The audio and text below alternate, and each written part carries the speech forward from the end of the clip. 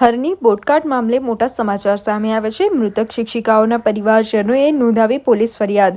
Sunrise school સામે Raopura police મથકે ફરિયાદ નોંધાવી છે। બંને શિક્ષિકાઓને રોકડ 7,500 રૂપિયા પગાર અપાતો હતો। શાળા સંચાલકો 17,000 પગારની પાવતી અને ખોટી સહી જાતે કરતા હતા। કલેક્ટર કચેરી ખાતેથી દસ્તાવેજ મળતા ભાંડો ફૂટ્યો હતો। શિક્ષિકાઓના મૂળ પગાર મુજબ વળતર તેવી માંગ છે। રાવપુરા પોલીસ મથકે ખોટી સહી અને અસ્થિ સહીના દસ્તાવેજ રજૂ કરાયા હતા। ગત 18 જાન્યુઆરીએ હરણીમાં પ્રવાસે ગયેલા બાળકોની બોટ પલટી હતી। 12 બાળકો સહિત 2 શિક્ષિકાઓના મોત થયા હતા। મૃતક છાયા સુરતી અને ફાલ્ગુની પટેલ સનરાઈઝ સ્કૂલમાં ધોરણ 4ની શિક્ષિકા હતા। કલેક્ટર કચેરીથી સ્કૂલ દ્વારા રજૂ કરવામાં હુકમ મારેલો કે સનરાઈઝ સ્કૂલ જેને હુકમ પાઠવેલો કલેક્ટર કચેરીથી કે સહીની રિસિપ્ટ જે આવે આવકની તે રજૂ કરવા માટે, પણ જે રજૂ કરવામાં આવી છે તે ખોટી સહીઓ છે। એમાં જે મારા મોમ છાયાબેન સુરતી, હું એમનો સન થઉં જીગર સુરતી, જે મેં જોઈ સહી તે પૂરેપૂરી ખોટી સહી હતી, બોગસ હતી। જે મેં કલેક્ટર સામે રજૂઆત કરી, જેના દાખલે આજે ફરિયાદ નોંધાઈ છે રાવપુરા પોલીસ સ્ટેશન, અને અમને વિશ્વાસ છે કે આ પોલીસ સ્ટેશન કાર્યવાહી જરૂર કરશે અને એ સમક્ષ એક્શન લેવામાં આવશે। શું પ્રમુખ માંગણી છે તમારી? પ્રમુખ માંગણી છે જે બી આ ગુનો જે થાય સબમિટ, તેના માટે એક્શન પૂરતો લેવામાં આવે, જેટલી બને એટલી સજા ચોક્કસપણે કરવામાં આવે। રાવપુરા પોલીસ સ્ટેશનમાં તો એ કેમ શાળા તો તે વાઘોડિયા રહી જી શાળા ત્યાં પાણી ગેટમાં લાગે છે, પણ હવે અહીંયા જે પુરાવો સાબિત થવામાં આવ્યો છે કલેક્ટર ઓફિસમાંથી, એટલે અમે અહીંયા સબમિટ કરેલું છે। શું નામ આપનું? મારું નામ જીગર સુરતી। 2 દિવસ અગાઉ જે ચોંકાવનારા દસ્તાવેજો પીડિત પરિવારોને પ્રાપ્ત થયા છે નાયબ કલેક્ટર સાહેબની કચેરીએથી, કે જેમાં છાયાબેન સુરતી અને ફાલ્ગુનીબેન પટેલ જે શિક્ષિકાઓ ન્યૂ સનરાઈઝ સ્કૂલમાં ભણાવતા હતા, એ શિક્ષિકાઓના પગારના પુરાવા જ્યારે સ્કૂલ પાસેથી માંગવામાં આવ્યા, પગાર પત્રકો મંગાવવામાં આવ્યા, તેવામાં નવેમ્બર 2023 અને ડિસેમ્બર 2023ના જે દસ્તાવેજો નાયબ કલેક્ટરશ્રીની કચેરીમાં રજૂ કરવામાં આવ્યા, તેમાં બંને મૃતક સ્વર્ગસ્થ જે આ ટીચરો હતી એ ટીચરોની ખોટી અને બનાવટી સહીઓ કરવામાં આવેલી એવું જણાઈ આવેલું।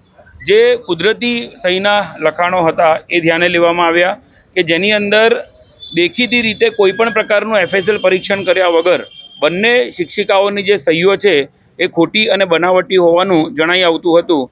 કોગ્નિઝિબલ ગુનો બનેલો છે।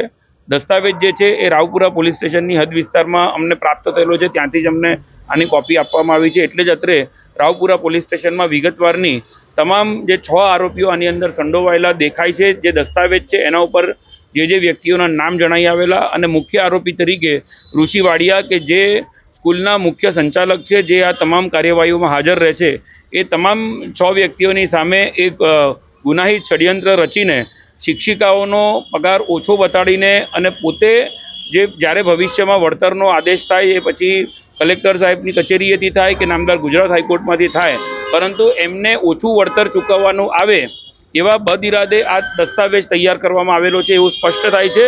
અને ક્યાંક ને ક્યાંક પોતાના આર્થિક ફાયદા સારું જ એમને આ બોગસ અને બનાવટી દસ્તાવેજ ઊભો કર્યો, અને દસ્તાવેજ ખોટો છે, સહીઓ બનાવટી અને ખોટી છે એવું જાણવા છતાં પણ જ્યારે સરકારી કચેરીમાં આ દસ્તાવેજ રજૂ થયો છે તો આજીવન કેદ સુધીની સજાનો આ એક કોગ્નિઝિબલ ગુનો છે। એટલે પોલીસને આજે લેખિત ફરિયાદ સુપ્રત કરી છે। તપાસ કરીને જે કોઈ દોષી છે એમની સામે તાત્કાલિક ગુનો રજીસ્ટર કરીને ધરપકડ કરે એવી અમે માંગણી કરી છે। મુખ્યત્વે 4 દસ્તાવેજો બંને ટીચરોના નવેમ્બર અને ડિસેમ્બર 2023ના 2 અલગ અલગ પત્રકો રજૂ થયા છે, જેની અંદર કુલ 4 સિગ્નેચર્સ જે છે એ ખોટી અને બનાવટી છે એ પ્રથમ દર્શનીય રીતે જણાઈ આવે છે। એટલે સાથે સાથે કુદરતી જે લખાણો છે કે જેની અંદર પાન કાર્ડ જે છે છાયાબેનનું, એ પાન કાર્ડ અને પાસપોર્ટની નકલ ફાલ્ગુનીબેનનું, એમાં પણ જે સહીઓ છે કોઈ પણ રીતે મળી આવતી નથી। એ પ્રથમ દર્શનીય રીતે જે પુરાવા છે એ તમામ પુરાવા પણ ફરિયાદની સાથે રજૂ કરે। જે કંઈ આ દસ્તાવેજો બન્યા છે, આ દસ્તાવેજો નાયબ કલેક્ટર સાહેબની કચેરી સમક્ષ રજૂ થયેલા છે। હાલ એ તપાસનો વિષય રહેશે કે કયા અન્ય દસ્તાવેજોના રેકોર્ડ સાથે કયા પ્રકારના છેડા કરવામાં આવેલા છે, પરંતુ એક વાત ચોક્કસ છે કે કોઈ ચોક્કસ કારણોસર જ આટલી મોટી સંસ્થા આટલા વર્ષોથી જ્યારે કાર્યરત છે તો રોકડમાં પગાર ચૂકવવો એ સામાન્ય બાબત નથી। શિક્ષકોનું ક્યાંક ને ક્યાંક શોષણ થઈ રહ્યું હોય એવું જણાઈ આવી રહ્યું છે। ઓછો પગાર રોકડમાં ચૂકવવો અને રેકોર્ડ ઉપર વધારે રકમ લખીને એમને ખર્ચો પાડવો, વધારે રેકોર્ડ પગાર વધારે બતાડવો એ પ્રકારની એક પ્રવૃત્તિ, પરંતુ રેકોર્ડ જે સહી કરેલો રેકોર્ડ છે એ જ સાચો પગાર કહેવાય. શિક્ષકોનું જે પ્રકારનું સંસ્થાઓમાં શોષણ થઈ રહ્યું છે, ક્યાંક ને ક્યાંક જો ઊંડાણપૂર્વક તપાસ કરવામાં આવશે તો આ સ્કૂલમાં જે શોષણ થઈ રહ્યું છે એની પણ વિગતો બહાર આવશે.